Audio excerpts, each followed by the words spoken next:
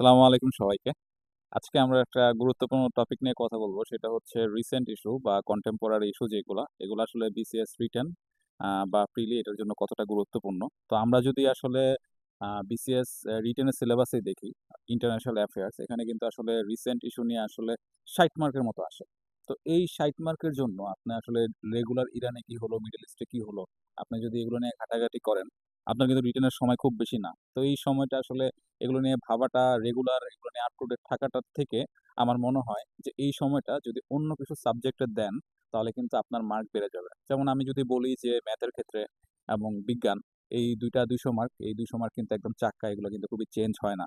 তো আপনি যেই সময়টা রিসেন্ট ইস্যুতে দিচ্ছেন, এই সময়টা যদি এই ম্যাথ বা বিজ্ঞানে দেওয়া যায় বা বাংলা বা ইংরেজিতে দেওয়া যায়, সে জায়গায় কিন্তু আপনার মার্কটা অনেক বেশি এগিয়ে যায়।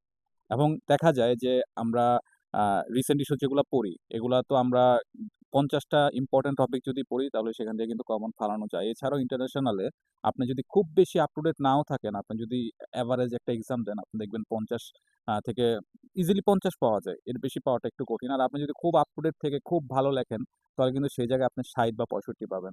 তো এই ১০ মার্ক ডিফারেন্স করার জন্য আপনাকে যেই পরিশ্রম করতে হবে, সেই জায়গায় কিন্তু সেই পরিশ্রমটা আপনি যদি ম্যাথে বা বিজ্ঞানে বা ইংরেজিতে দেন, তাহলে কিন্তু আপনি সেই জায়গায় ২০-৩০ মার্কের একটা ডিফারেন্স তৈরি করতে পারবেন। তাই আসলে চয়েসটা আপনার, যে এই সময়টা আপনি স্ট্র্যাটেজিক ভাবে কোন সাবজেক্টে ফোকাস করবেন, এবং সেই জায়গাটার উপরে কিন্তু ডিপেন্ড করতেছে আপনার ১০ মার্ক বাড়বে নাকি আপনার ৩০ মার্ক বাড়বে। সো এটাই আপনাদের জন্য পরামর্শ থাকবে।